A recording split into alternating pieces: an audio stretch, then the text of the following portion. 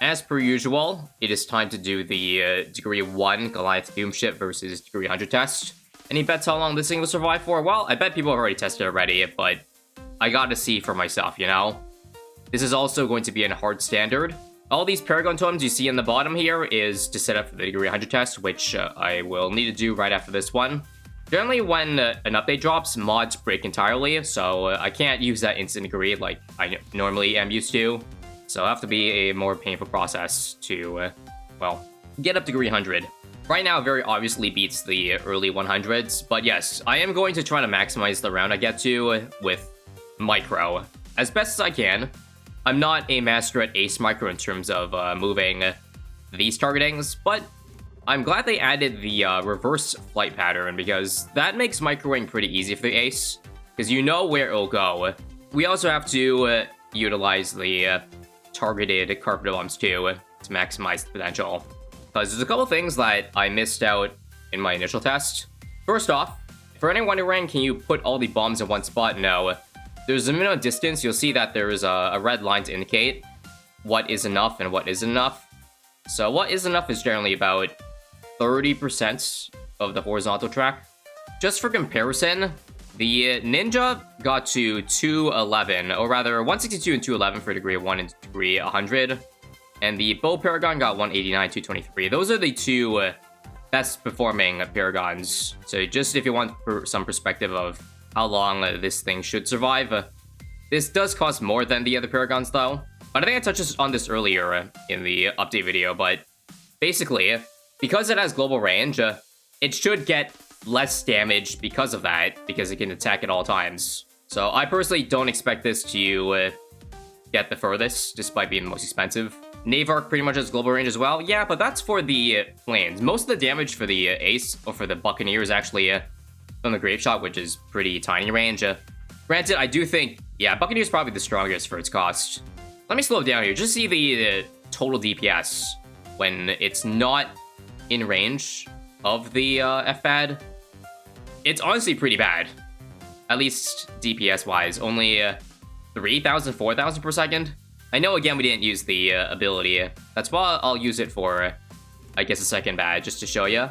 I don't have the exact stats right now, by the way, but I believe at Degree 1, one of the explosions does 20k damage per bomb. So right there, if all bombs landed on the bat, that would be 160k at Degree 1. Here's a neat discovery, guys. I think the cooldown of the ability is faster at higher degrees, because I remember when I did my initial run with a Degree 54, the cooldown was faster than the start bomb, but if you watch if I use both at the same time, right now, they're like identical to each other.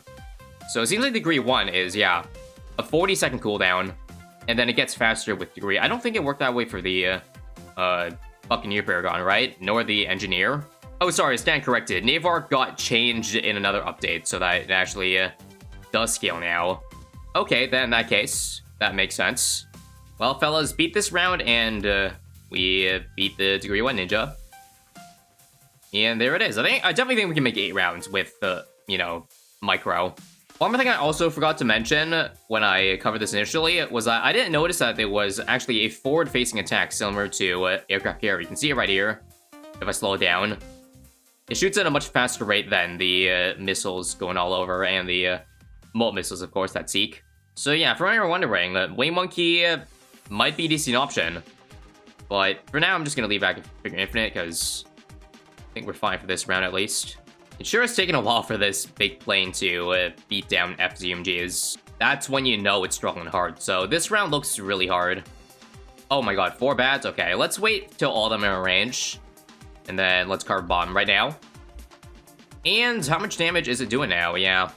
As you see, not enough to one-shot bads anymore. Granted, I didn't micro it, as in it was still... Oh, I lost a bunch of lives. Should I restart this round? I might need those lives later on down the road. Let me just see if I can beat this. Oh, I can't. Okay.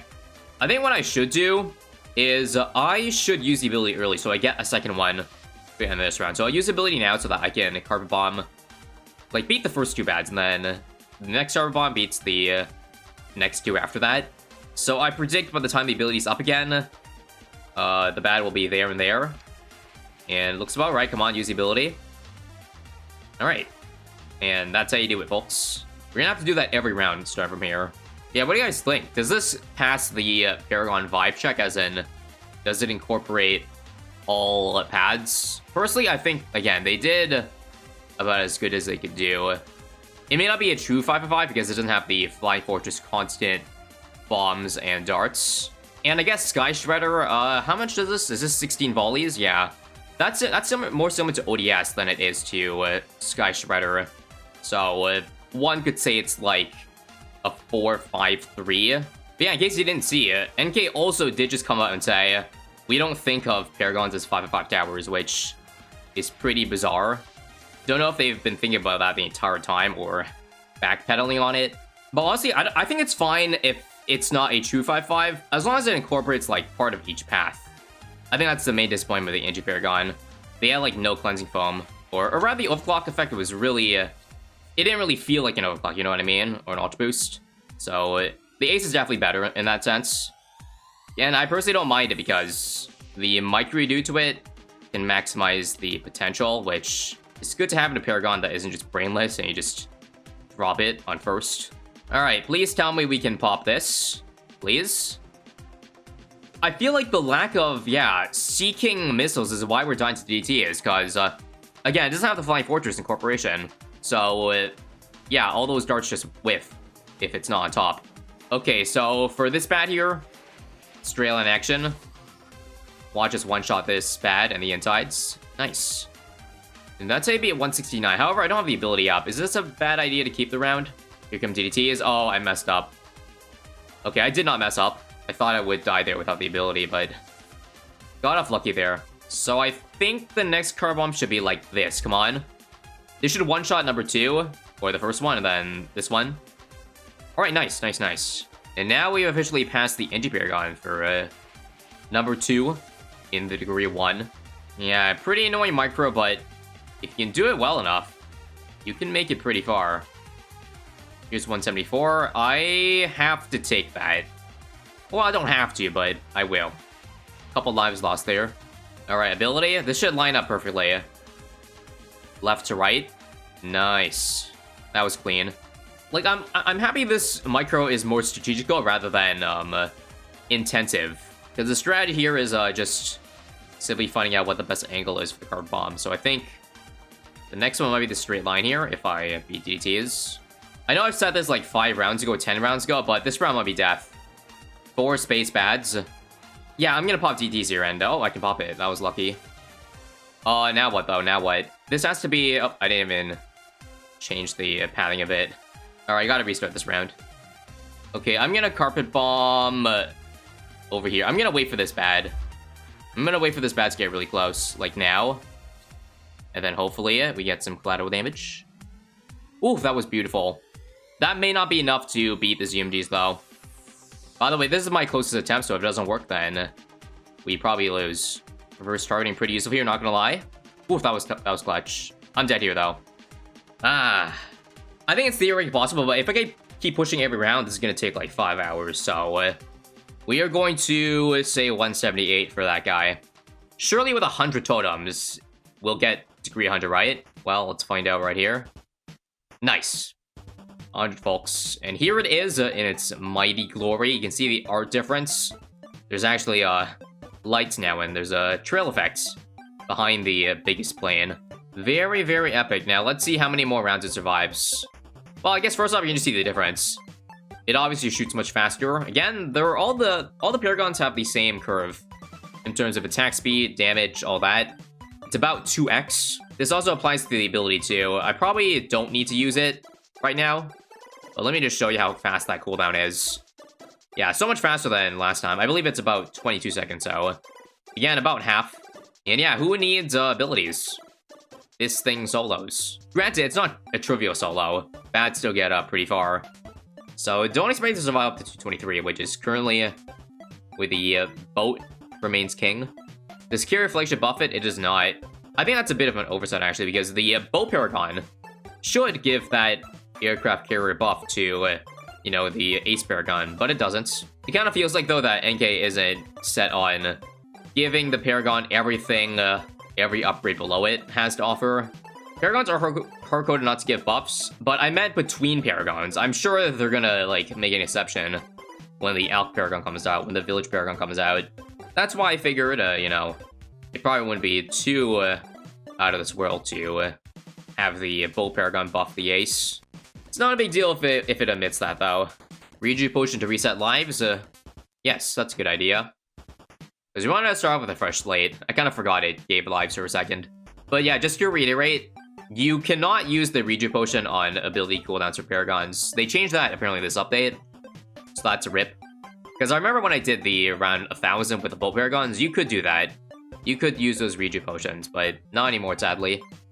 NK taking up the fun one at a time. I'm not gonna, you know, comment about the 3 Paragon limit, because I already mentioned that, or I went over that already. Just like you guys, I am not too big a fan. I don't think it's the end of the world, though, as in, yeah, I'm gonna quit this game now that they added this. They took out all the fun in the game. Well, no, it's just one aspect of the game. Late game, casual late game. Which still matters, of course, but it's not like the entire game is ruined now that that change has been implemented. But I want, you know, that to be reverted just as much to you guys. I'm just saying, though. The thing is, the Paragons aren't even the best late game, because if you've seen how max buff towers do, like, a lot of them do better than the Paragon itself at 300.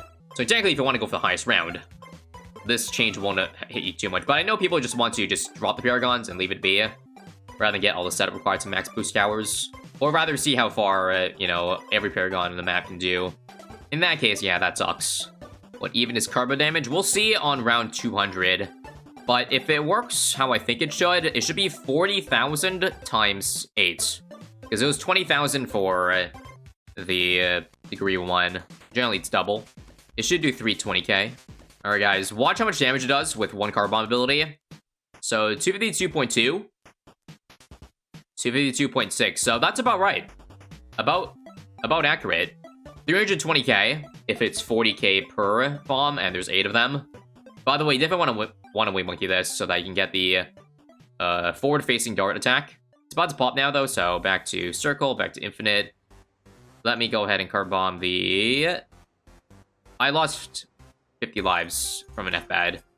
I am definitely not dead here, folks. Oh, I am, okay. Well, time to pull out the Micro. So if you saw what I did there, I should be using the ability at angles like that to maximize the carpet damage.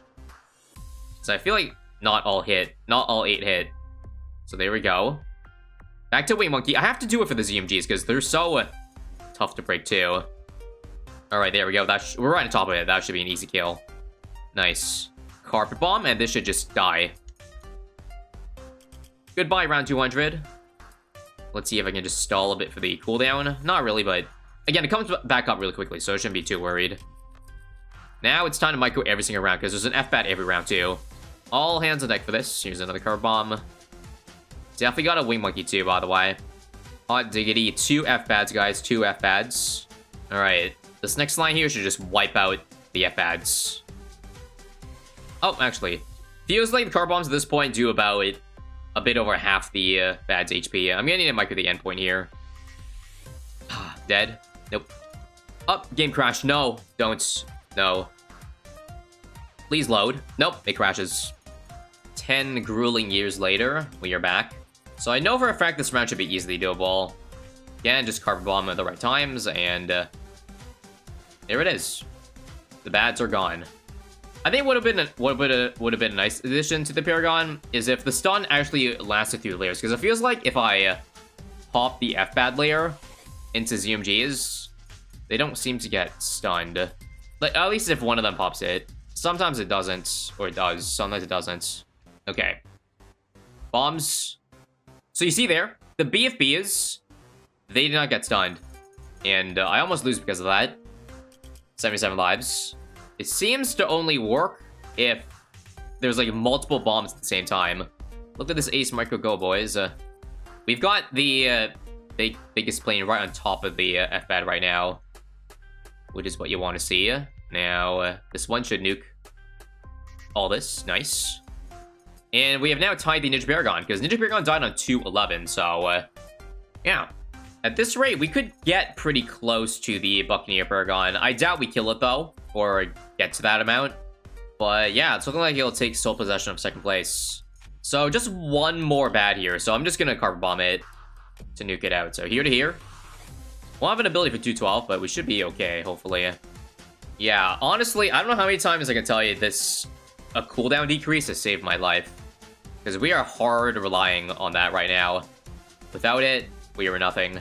2 F-Bad, scary. They're not too far apart, though, so I can kind of, actually, no, they're pretty far apart. Oh, okay. The thing is, like, they're the wrong kind of far apart. Because they're at the distance where you gotta kill, kind of, both at once. Can't really damage one at a time here. I'm dead if this pops DTs. Oh, Rainbow, wow. Carbomb's gotta kill this here, come on.